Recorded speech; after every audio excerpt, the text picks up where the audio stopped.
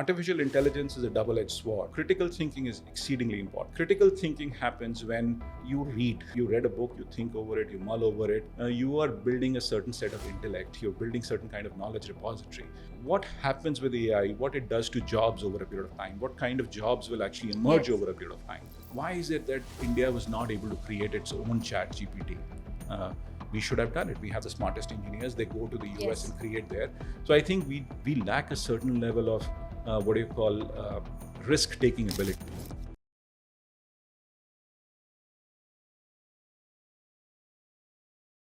Hello and welcome to the Statesman Talk. I'm Ananya Dasgupta. On this episode, we're talking about skilling, jobs, and unemployment with Amit Kapoor. He's the chair of the Institute for Competitiveness and has developed the Competitiveness Roadmap for India. Amit Kapoor, welcome to the Statesman Talk. Thank you, Ananya. Thanks for getting me on the show. And there's so much to know from you. Beginning with the fact and that the data that I have that I find really scary, that India faces a skill gap. The National Skill Development Corporation estimates a shortfall of 29 million skilled workers, and government data also shows that only 51% of youth are employable. What needs to change? Oh, so, this is a very, very important question. And if we really go back to the whole idea of competitiveness, competitiveness is about productivity and the productivity with which you use your resources. And what are the resources that you have to talk about? It is land, labor, and capital. So labor becomes one of the most important resources that we have to exploit, use, or productively use. When you talk about 29 million people who are not skilled or not employed, and so on and so forth, the issue is that how do we understand what is the larger issue of skill mismatch or the skill gap? There are larger issues of skill gap and skill mismatch that is actually existing within the country right now. If you start looking at some of the numbers that come through, what are the number of graduates who are employable? How many of them are actually working right now at the adequate level of their training? And the numbers are absolutely startling. The numbers are, if you effectively look at it, about 11% of India is at the graduate or the postgraduate level. 89% is skill level 1 and 2. That means they're not even graduates or they're below that. And out of this 11% who's graduate or postgraduate, 50% of them are underemployed. So that is where the issue is. So there is this whole skill gap and skill mismatch that exists. And why does that actually happen? Is it a structural problem? And is it a structural problem which is created by, say, the central government, or is it a structural problem which is happening because of the states? India is a very important geography to understand. The central government can only do so much. Most of it actually boils down to the idea of how the states operate. So there is a certain issue in terms of the deficit that exists in terms of implementation of certain ideas, and then that problem actually persists. And when you talk about the skill gap varies across states over a period of time. It has changed towards the positive, but there are huge sets of problems or challenges, I would rather say, that needs to be surmounted. Some of the issues that if you really look at it, just some data points. When you really talk about the problem, how do I fix this foundational problem? There are 2 or 3 things that I'll have to do to fix this foundational problem. Like one of them is going to be addressing the issue of improving learning outcomes. And how do I address the issue of learning outcomes? When you talk about these learning outcomes itself, is the learning outcome that needs to be assessed at the graduation level, at the post-graduation level, or much before that? When you talk about education per se and skills per se, it's a spectrum which starts happening from, say, the early childhood to the end of your education journey. Today, the challenge is that there are those foundational learning experiences which are not giving you the right set of outcomes. It starts at the level of a small kid itself. When you talk about the National Assessment Survey, USSR is a very far more popular, but the Government of India also does the National Assessment Survey. What we find is close to about 65% of the kids who are in class 8th are not able to read the class 2 text, etc. So there are those challenges that actually happen. So there are challenges in terms of learning and numeracy that exists. So how do I overcome that? If I don't overcome that, then that means that problem is going to persist at the graduation level as well, or at the higher education level. So we need to set this right. So the education today, in the parlance of what government is doing, there are some amazing steps that the government has actually done, especially the new education policy. I think it's a game-changing policy and an initiative. My only problem, if I might say, is that the implementation is slower than expected. According to the new education policy, the government has to spend 6% of the GDP on education. Right now, they're at about 4.5, 4.6%. So look at the kind of budgetary gaps that exist. If I'm able to fulfill those, if I'm able to take this education to the level of villages that I want to get to, it is going to be an amazing outcome that happens over a period of time. That brings me actually to the national credit framework that has been introduced, and there's a lot of buzz about that. Can you explain in simple terms what it is and how it's going to make education and skilling more flexible for students as well as for professionals?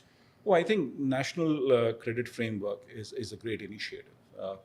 What is the credit framework per se? When you talk about the credit framework, it is that if you're having certain kind of an experience, you will get a certification for it. If you have done some certificate course, you get some kind of a certification for it. And that certification is digitized. So that means if you are going through a graduation program and you do a skilling course, you get some kind of credit for it. And you're able to add it back to your education per se. So if you're doing graduation, you get some credit for vocational training. If you're into a vocational training, you do some course, you get some credit for it. So what it means is that you can learn throughout your life. You can learn across the spectrum. It is not something that you just have to go through codified learning. You don't have to just go to the university, and you can actually learn over a period of time and across different time frames. This also takes care of a very important thing that earlier what used to happen is that you have to finish your graduation in 3 years, 4 years. It gives you the flexibility of finishing it over a larger period of time or a larger longitudinal time itself. This helps a lot of people.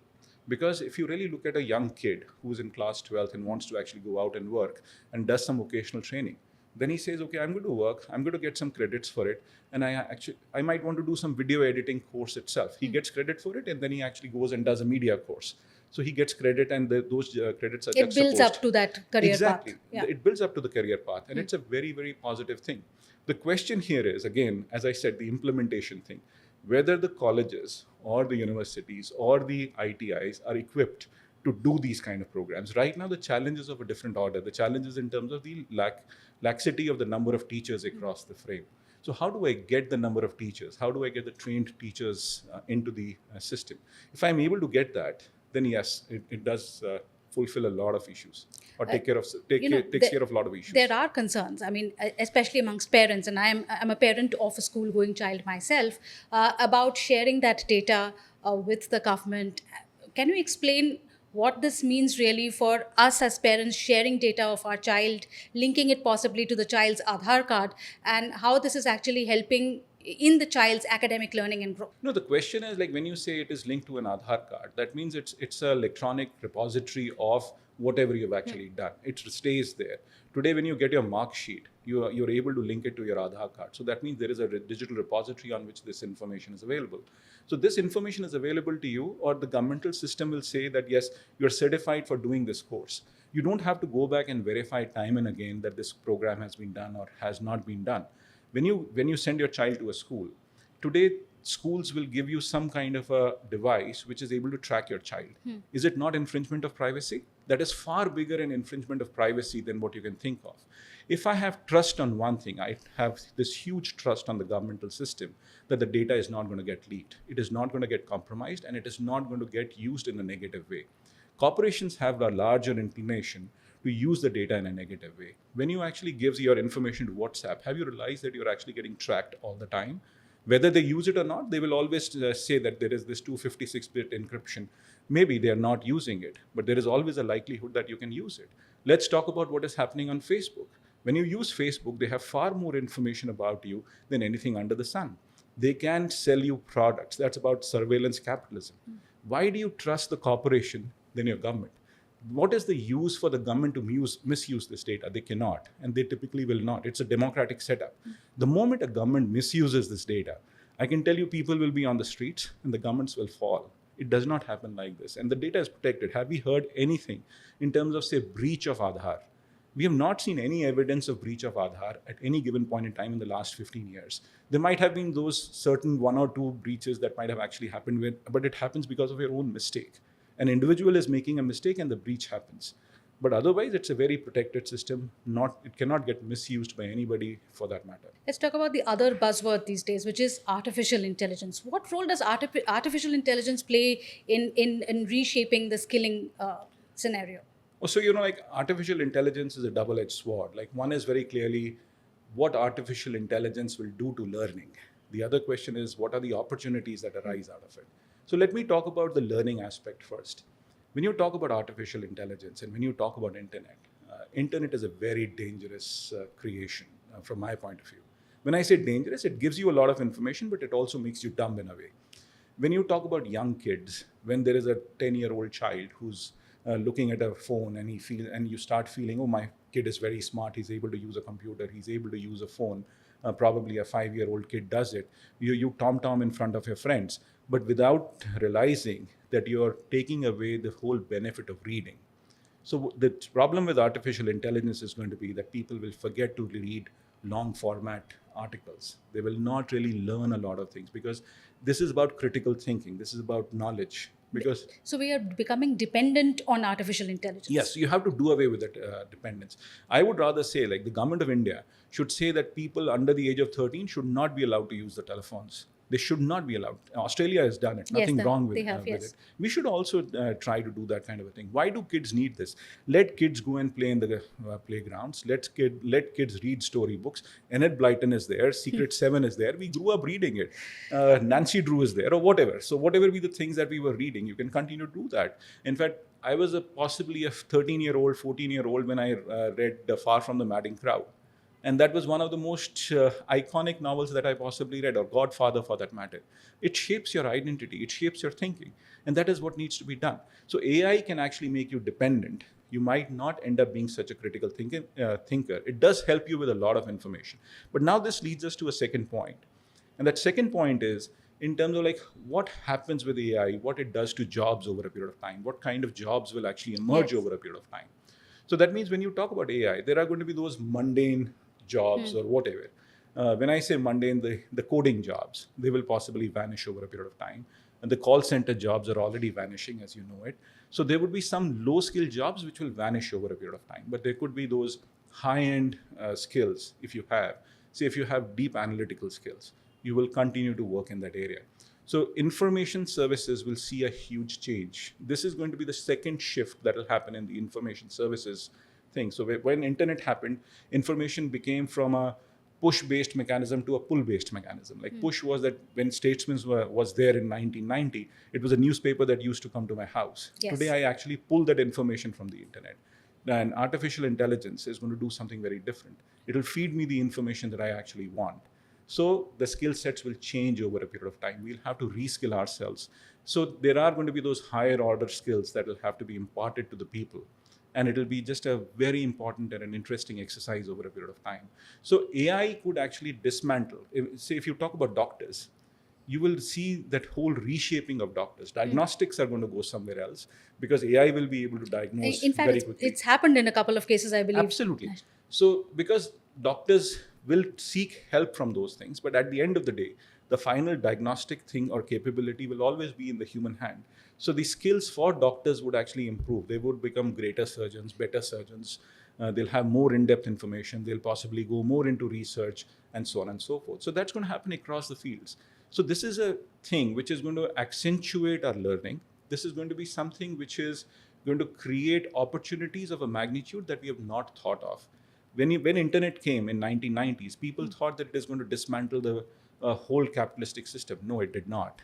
There were opportunities that emerged. Look at how India has risen over a period of time. And artificial intelligence is going to rise or give rise to a new class of talent or a new class of jobs or new class of opportunities. The only thing out here is going to be that how do we learn? Because learning is going to be very, very critical. And to continue to learn is the thing. And to be able to think independently. So, like when you say think independently, there are 2 or 3 things that will happen or become very important. I think critical thinking. So critical thinking is exceedingly important. And how does critical thinking happen? Critical thinking happens when you read, right? You read a book, you think over it, you mull over it. So there is something that you learn. You read 100 books over a year or say 1 book a week, whatever be your thing. But if you're reading, you are building a certain set of intellect. You're building certain kind of knowledge repository. So what you're calling is thinking through that, it's a gut feeling. No, it's not a gut feeling. It is because it's embedded in your mind. You've read so much. You've assimilated so much. You've been trained to think in a certain way, right? So you've assimilated so much. So you will do that. So critical thinking will become very important. The second thing is going to be mathematical skills. So basic mathematical skills will become very important as we go along. So, like the biggest challenge, as I see, and that's across the world, not for India, people fear mathematics. Yes. No, you don't have to fear mathematics. Mathematics is everywhere in nature. We need to embrace it. We need to understand that mathematics gives you some skills or analytical skills which are far more profound than anything else. Okay, this is it's like a whole new world opening up for me, at least, while talking to you. You submitted a report on transforming India's workforce landscape. What are some of the key findings from that report that surprised you? Oh, so that's a great, interesting body of work that we did at the Institute for Competitiveness with Ministry for Skill Development. A couple of things. One was that the underemployment scenario that actually exists, and that pushing down effect, if you might want to say, in terms of like people who are graduates are underemployed. So that was a surprising thing. I always felt that people who are educated or whatever, they should really get jobs as per their talent. But that was possibly not there. So that was a surprising element. The second thing was in terms of the skill training that is happening. India is doing a great job on skilling. Like we have trained close to about 3.5 crore people already, but the gap is very huge. We need to do far more than this. Like 50% of the people in the workforce have not really gone through any vocational training. So that needs to happen at a massive scale. Because if you really look at the future is going to be for talent. The future is going to be for talent which is educated, trained, and they're able to do some unique set of jobs. And that is what was the surprising element. Is there any scope for the non-government sector to participate in this skilling? Oh, of course. I think, like when you ask me that question, it's a very biased question itself. Like it is not government's job to do everything. Government can give you a direction. Government actually gives you a set of guidelines in terms of what needs to do. There's a visionary idea.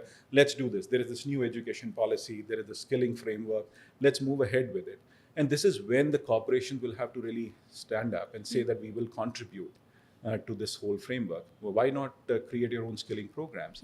Why not actually engage the youth in various areas? So let me give you a very interesting statistic here. Not from the report, but some additional or additive statistic here. Like in India, the top 100 districts contribute close to about 85% of India's GDP. So most of the skilling initiatives are happening in those 100 districts, right? So if those skilling is happening in the districts where economic outcomes are great or where economic activity is happening, that means the job of the corporations could be, let's go to the areas where the tribal areas or the backward areas or where economic activity is not so high and start building skill sets there, because those areas can actually become what you call the transformation engines for the future. So the corporations also have to look at it.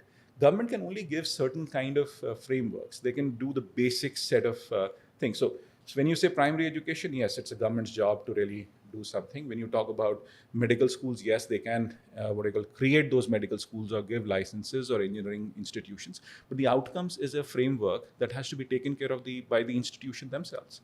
It's not the government. It's not the corporations. In fact, we need to find more corporations who are able to create universities. We need to find a situation wherein corporations are willing to invest in, say, research and development. Are they doing it? No, not at all. Hardly any kind of investment is happening in R&D from the corporate sector. Today, if you really talk about the R&D investments in the country, 65% of the R&D investment happens through the government. Is it only the government's job to do R&D? No, it's the corporation's job. When you do that, you're also able to skill people. Government will say that, okay, let's create a cluster of, say, biotech cluster in a certain location. They will invest in the basic infrastructure, but at the end of the day, the corporations will have to work together to really create those outcomes. So everybody has to pitch in. Oh, absolutely. It's not, I think a man is known by the contribution he makes or he or she makes. So when the contribution is when we are talking about individuals, corporations, not-for-profit organizations, government, all of them have to work together. I think it has just become our pet habit to say that government has to do everything. I totally disagree with that aspect. Government enables, we have to work, and we have to make our country great. We all have to contribute, not one single government. It is not the prime minister who will do everything, or it is not the ministers who will do everything, or it's not the bureaucrats who will do everything. They are a systemic or they're a structure. There could be some structural problems that exist in terms of how it is done. But at the end of the day, each one of us will have to contribute. And how do I measure my life is a very important question. So that important question is that when I die, let's say, like I'm talking about myself, what is my obituary going to say? There is this Amit Kapoor who just talked about that government did not contribute, or there is this Amit Kapoor who was able to make a contribution to something. It is about Amit Kapoor who's able to make a contribution, and that's a reality for everybody. Okay, wonderful thought. Again, I'm going to go back to students. Many would be curious to know if there are any AI-driven tools that you would say would help them upskill in today's age. Well, there are many tools. In fact, I think AI is changing every second right now. So when you talk about upskilling in terms of AI tools or whatever, I would rather say you look at chat GPTs of the world, build solutions on top of it. I think the world tomorrow is going to be people who are able to create solutions on top of this. My biggest issue, if somebody asks me, is that why is it that India was not able to create its own chat GPT? We should have done it. We have the smartest engineers. They go to the US and create there. So I think we lack a certain level of risk-taking ability. That courage is something that we need. So I think rather than the tools, have the courage and build something on top of the tools that exist. Bill Gates made that statement. India is going to have the biggest set of opportunity by creating solutions on top of what has already happened.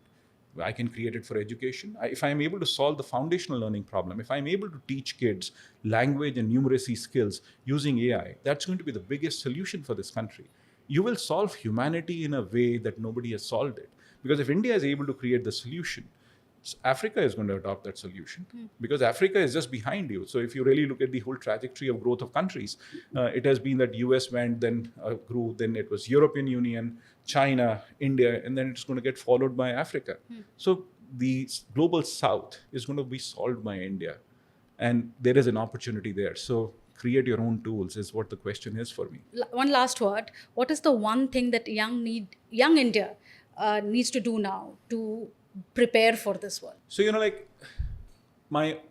I did give you an answer to that, and that was that are people reading enough? I think young India, one should just shun this very habit of spending so much time on the internet. Instagram is a waste of time. Reels is a waste of time. When you want to create something, create through the whole idea of knowledge. And when you want to create through knowledge, you have to read. So continuously educating yourself is going to be the most important aspect for the future. And how do I do that? Read across the board. There is, the future lies with people who are able to converge two different schools of thought. So there is going to be somebody who's an economist and he has interest in biology. He's able to converge economics and biology, finds a solution. You find a solution between physics and medical science. You create a solution. So, there's a very interesting thing called as the Medici effect, wherein you're combining two schools of thought. If you're able to do that, read across, you are going to solve the world, or you're going to solve the problems of the world. So read as diversely as possible. Read long form. Shun in shorts. Shun things like the internet. Take Statesman every day and read the newspaper from my first page to the last page. In fact, even today, I must tell you, I read 12 newspapers a day. 12 newspapers. So I get 12 newspapers. Yes, so I actually go through them in print format. I would detest the very thought of reading a piece of a document on the internet. I like the printed word. I like to make my notes, and that's what it is. And that's what people should do. Knowledge is going to be the future. Gyan is what you say, right? If you want to invoke the whole idea of Gita as well, Gyan Yoga. So it is all about knowledge at the end of the day, nothing else. Thank you so much. It was such a fascinating conversation, and you've given us that mantra to pass around now to our children, at least, certainly, to read a lot more, to just gain knowledge by reading. Thank you so much for joining us on the Statesman Talk. Thank you, Ananya. Such a pleasure. That's it then on this episode of the Statesman Talk. Don't forget to share your comments on what you thought about Amit Kapoor's mantra of reading, and reading more. Don't forget, we come to you from the House of the Statesman, which is one of India's oldest English newspapers.